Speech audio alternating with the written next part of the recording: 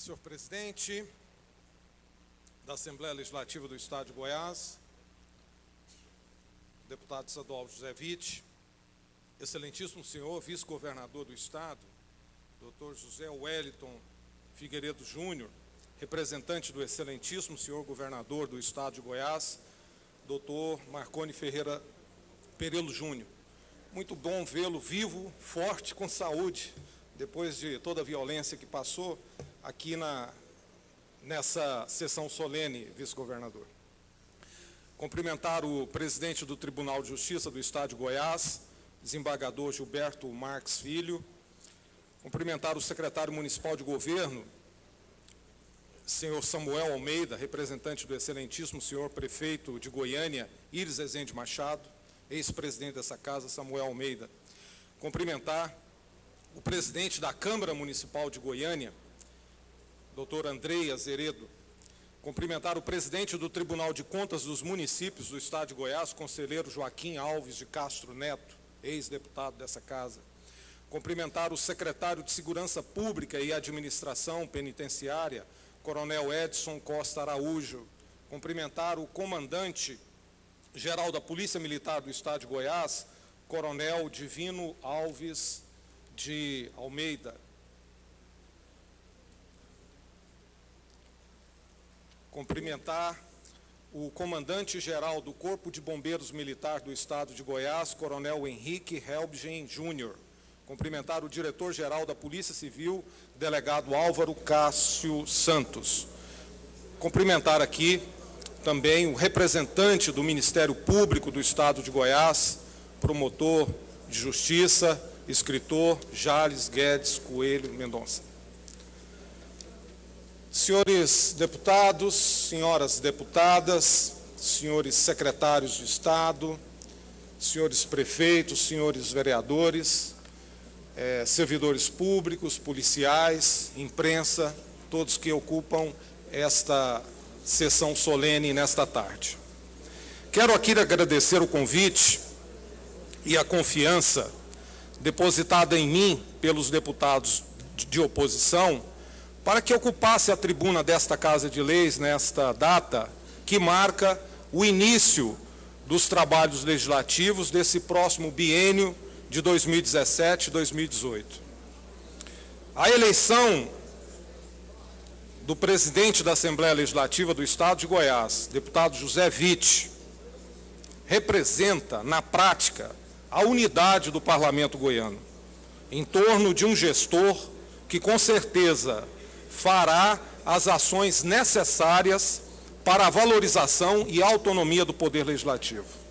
Deputado José Witt, as bancadas dos partidos de oposição nessa Casa de Leis desejam-lhe sucesso na condução dos trabalhos na presidência do Poder Legislativo goiano. Que Deus continue iluminando os seus caminhos, dando-lhe sabedoria e determinação nessa missão, que é uma missão também de todos nós. Cumprimentamos também os 246 prefeitos, vice-prefeitos, os 2.489 vereadores e vereadoras que foram empossados recentemente. Desejamos sucesso aos novos gestores e legisladores municipais. Vários sociólogos, historiadores, jornalistas e cientistas políticos têm analisado o ano de 2016 como o ano que não acabou.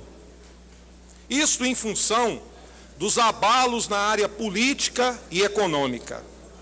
Vivenciamos um desequilíbrio entre os poderes, sobretudo na estrutura constitucional do Estado Constitucional de Direito. O país vive uma crise política onde estão envolvidos todas as áreas, todas as esferas de poder. Esperava-se que essa crise terminasse com o impeachment da presidenta Dilma Rousseff, mas isso não ocorreu. A crise não acabou, não quer acabar, continua travando o desenvolvimento do país e causando incertezas ao futuro da democracia. Em 2016, o país enfrentou um preocupante processo de deslegitimação constitucional. as regras do jogo democrático foram afetadas pela conjuntura política. Direitos, liberdades e garantias que propiciavam cidadania e qualidade de vida para a população brasileira foram retirados. A população está perdendo o acesso a uma aposentadoria digna, a uma educação de qualidade, a uma saúde pública que expresse a necessidade de garantir saúde para todos e também o direito constitucional de ir e vir com segurança e sem violência. Se de um lado os trabalhadores e a democracia brasileira perderam muito diante do agravamento da crise econômica, por outro lado, tivemos vários prejuízos no setor produtivo e nas empresas nacionais. Paralelo a esse quadro, vivenciamos a entrega de contratos bilionários que o setor produtivo brasileiro, através de suas empresas, levou décadas e décadas para competir e viabilizá-los com vários países. Obras e serviços no setor naval, aeroportuário, petrolífero, bélico e de construção civil estão sendo retirados das empresas brasileiras e com elas os seus empregos no Brasil e sendo entregues a empresas norte-americanas, empresas chinesas e europeias. A entrega recente do petróleo produzido no Brasil, nos campos do pré-sal, para as empresas francesas e norte-americanas, retiraram dos cofres do estado de Goiás e dos demais estados brasileiros os recursos necessários para, em 5 anos, garantir um sistema de saúde e de educação de qualidade. Manifestamos aqui, contrários à entrega das riquezas brasileiras aos países estrangeiros, para ampliar as nossas relações comerciais com outras nações, não podemos entregar a soberania do povo brasileiro. Não queremos voltar a ser um país subdesenvolvido e submisso às nações imperialistas. Este tempo, acreditamos que já passou. O petróleo do Brasil é nosso e lutaremos por ele. Os estados e municípios, sobretudo aqui de Goiás, precisam da contrapartida dessa riqueza gerada pelo petróleo para garantir qualidade de vida à população. Na atual conjuntura de crise, cabe a nós, legisladores e gestores políticos, empenharmos no aprimoramento do sistema democrático, mediante a luta pela reforma política, que é, de fato, a condição necessária para o fortalecimento da democracia e do sistema representativo. É preciso ampliar a participação popular e fortalecer todos os instrumentos que representam a democracia. O aprimoramento do processo democrático brasileiro depende substancialmente do equilíbrio entre os partidos políticos no processo eleitoral. Não podemos continuar convivendo com disputas onde o fator de decisão é o poder econômico e não a história e o projeto do candidato. A interferência do poderio financeiro no processo eleitoral enfraquece o modelo democrático que garante a escolha livre e soberana dos nossos governantes. Atualmente, o Brasil passa por uma crise de autoridade. Quem manda? Quem detém o poder? Quem manda de fato? Em uma democracia consistente, quem manda é o povo. Assim determina a Constituição e os princípios teóricos da formação do Estado moderno. Como dizia o filósofo Jean-Jacques Rousseau, todo poder emana do povo e em seu nome será exercido.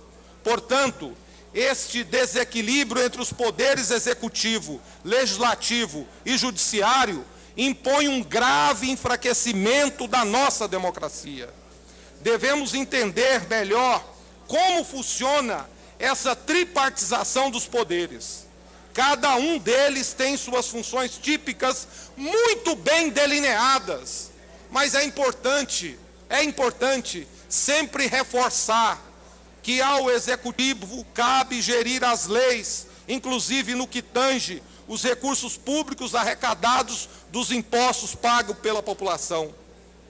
Ao Poder Legislativo cabe a obrigação de legislar, de fiscalizar as ações do Executivo. Ao Judiciário, por sua vez, exercer o papel de guardião dos interesses da sociedade, zelando pelo cumprimento das leis. O problema surge quando um dos poderes extrapola a função e entra na seara alheia. Uma sociedade, para estar em equilíbrio, precisa ter seus conflitos minimamente resolvidos.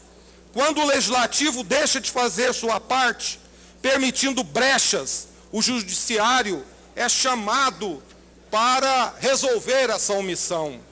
E aqui em Goiás, nesta Casa de Leis, em várias ocasiões, a oposição teve que recorrer ao Poder Judiciário para garantir as suas prerrogativas e a autonomia do poder em elaborar as leis e fiscalizar os atos do Poder Executivo. Foi através de ações diretas de inconstitucionalidade que a bancada de oposição nessa Casa de Leis conseguiu viabilizar a Comissão Parlamentar da Saúde, a Comissão Parlamentar da Segurança Pública, a Comissão Parlamentar de Inquérito para fiscalizar o transporte coletivo intermunicipal de passageiros. Continuaremos lutando pelas prerrogativas constitucionais do Poder Legislativo, visando garantir a autonomia e o poder dos deputados estaduais em fiscalizar e elaborar as leis no âmbito do Estado de Goiás. Portanto, esperamos que a próxima gestão cumpra o regimento dessa Casa e a oposição não tenha que, por sucessivas vezes, recorrer às barras dos tribunais para garantir aquilo que constitucionalmente é previsto, que é a autonomia do Poder Legislativo. O Poder Legislativo goiano precisa resgatar a sua autonomia em fiscalizar a execução financeira e orçamentária do Poder Executivo. Por vários exercícios seguidos, o Tribunal de Contas do Estado de Goiás, por meio dos seus técnicos e da Procuradoria-Geral de Contas do Ministério Público, alertaram os senhores e as senhoras deputadas pelo não cumprimento da Lei de Responsabilidade Fiscal, encaminhando a essa Casa os balanços financeiros com várias e várias ressalvas. O balanço anual do Estado, relativo ao exercício de 2015, foi aprovado pela Assembleia Legislativa com apenas 15 dias de tramitação. Algo inédito na história dessa Casa, quando as contas levam até 6 meses para ser analisadas e auditadas pelos senhores e pelas senhoras deputadas. A oposição conseguiu ter acesso ao processo já na fase final de votação. Mesmo assim, o processo foi aprovado, com 39 ressalvas, vários alertas de não cumprimento da Lei de Responsabilidade Fiscal, de não investimento do que constitucionalmente é previsto em educação e saúde. Foi aprovado por 29 votos a favor e 11 votos contrários da bancada da oposição. Assistimos com preocupação o processo de desmonte de importantes estruturas do serviço público de Goiás. Funções exclusivas do setor público estão sendo repassadas para a iniciativa privada. Nesse biênio, continuaremos atentos em relação à privatização e terceirização das unidades de saúde, presídios, concessão de rodovias, serviços do Detran e agora, mais recentemente, das unidades de ensino da Secretaria de Educação. O Estado de Goiás não deve se transformar em uma agência de contratos, e sim gerir e conduzir as políticas públicas que garantam qualidade de vida à população. O recuo do governo do Estado de Goiás em privatizar os presídios foi uma ação acertada. O desastre do sistema prisional transformou os presídios em verdadeiras universidades do crime. Vários estados estão terceirizando os presídios para o PCC, para o Comando Vermelho, para a FDN e várias organizações criminosas. Esta atitude deve pautar também as unidades de educação e saúde que estão sendo privatizadas em forma de concessão às chamadas entidades de direito privadas, denominadas de OS. Nesse aspecto, reforçamos o nosso compromisso que os serviços prioritários do Estado, como saúde, educação e segurança pública, sejam públicos, gratuitos e uma obrigação constitucional do Estado à população goiana. Outro ponto importante que nós precisamos dizer em nome da oposição é que as bancadas de oposição nessa casa votou contra o aumento do imposto sobre a circulação de mercadorias e serviços do óleo diesel, de 13% para 17%. Votamos contra também o aumento da alíquota do ICMS, da gasolina, da energia elétrica e da telefonia, de 17% para 29%. O aumento exagerado de impostos sobre produtos essenciais para a população, como combustíveis e energia elétrica, estimulam a infração, trazendo prejuízos consideráveis para os trabalhadores e para os empresários do comércio, da indústria e da prestação de serviços.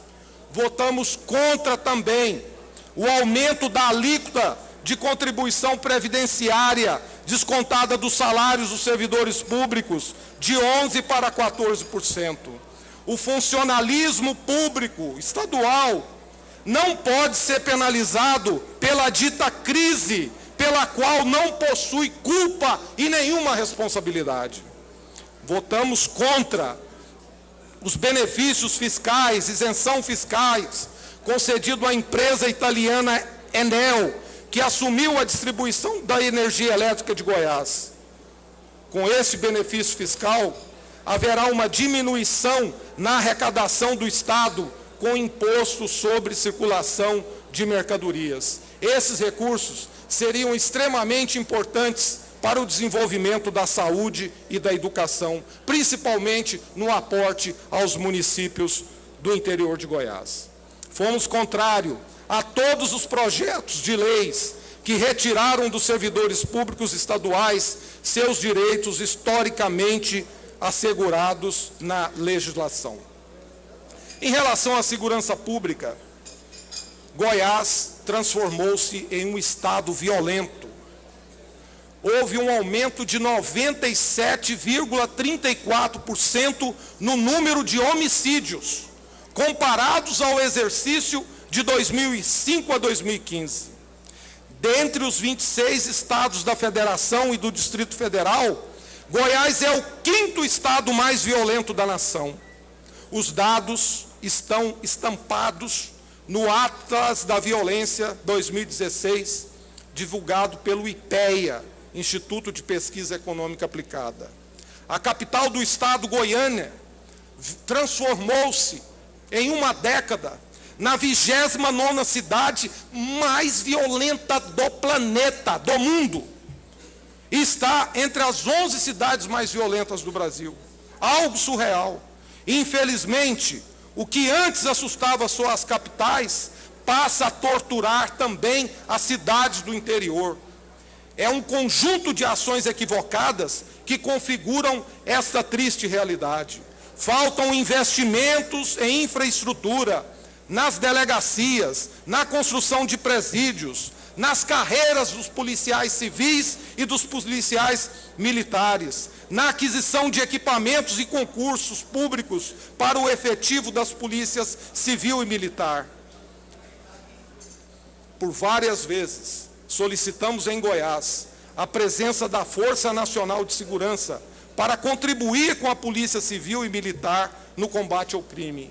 Pessoalmente, apresentei várias vezes esse requerimento, porque entendo que a questão da segurança pública no estado de Goiás é uma questão que exige urgentemente uma ação concreta.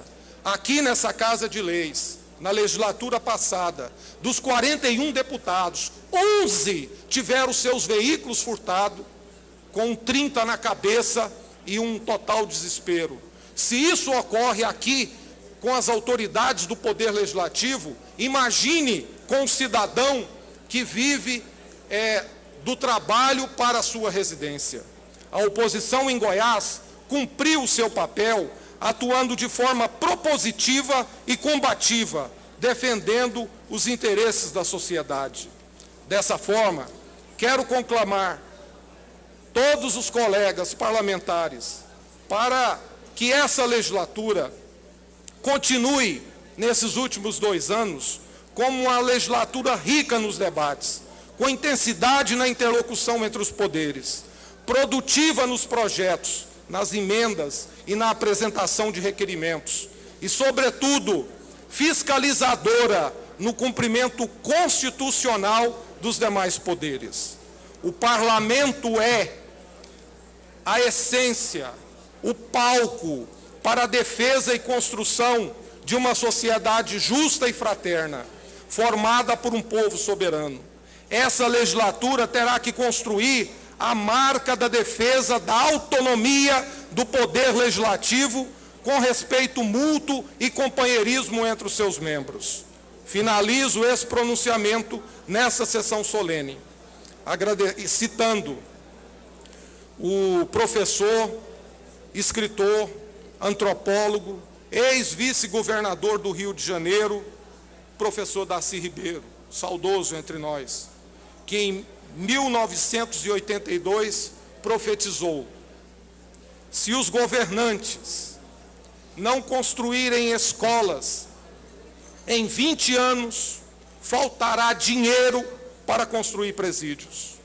Não adianta câmaras de vigilância, nem armamentos. A solução é investir em educação e justiça social.